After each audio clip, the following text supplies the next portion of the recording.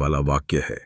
द्वैत की स्थिति में जब हम संसार को मैं और दूसरा, तुम, वह, यह के रूप में देखते हैं, तो वहां भेदभाव, तुलना, स्पर्धा और सबसे बढ़कर भय उत्पन्न होता है।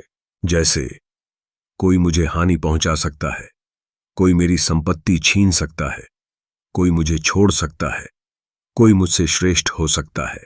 जब हम मैं और दूसरा के रूप में संसार को देखते हैं, तब द्वैत की स्थिति के कारण भय का जन्म होता है। यह भेदभाव हमें महसूस कराता है कि हम अकेले हैं और संसार में अन्य शक्तियां भी हैं जो हमें नुकसान पहुंचा सकती हैं। हमारी अपनी असुरक्षाओं के कारण हम लगातार पराभव, तुलना और प्रतिस्पर्धा में उलझे रहते हैं।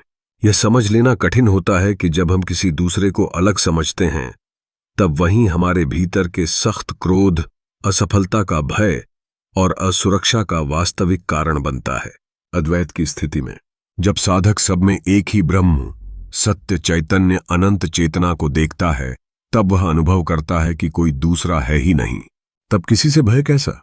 जब सब मैं ही हूं, जब सब ओर मेरा ही विस्तार है, तो किससे शत्रुता, किससे भय, किससे मोह, कौन पराया? सब अपने ही है। जब साधक अद्वैत की स्थिति में पहुंचता है, तब वह सब में एक ही ब्रह्म का अनुभव करता है।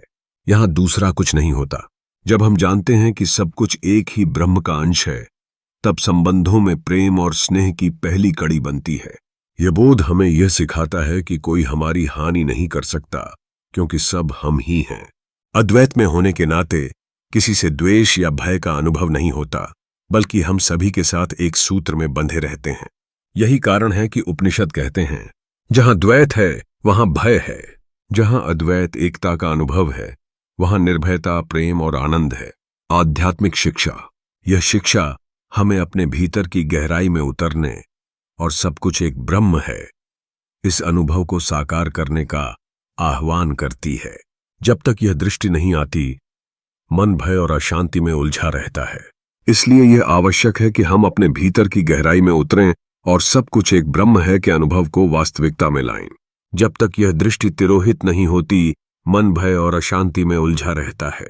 आत्मज्ञानी अवस्था में पहुंचकर हम न केवल अपने जीवन की कठिनाइयों का सामना कर सकते हैं, बल्कि उनकी गहराई को भी समझ सकते हैं। जब हम इसे समझते हैं, तो शांति और आनंद की प्राप्ति होती है।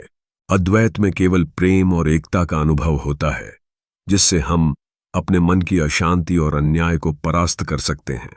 भय का अनुभव तब तक ही है जब तक हम अपने भीतर नहीं उतरते हैं। इस द्वैत भाव के कारण ही इस संसार में अपने पराये का भाव होता है। जब हम अद्वैत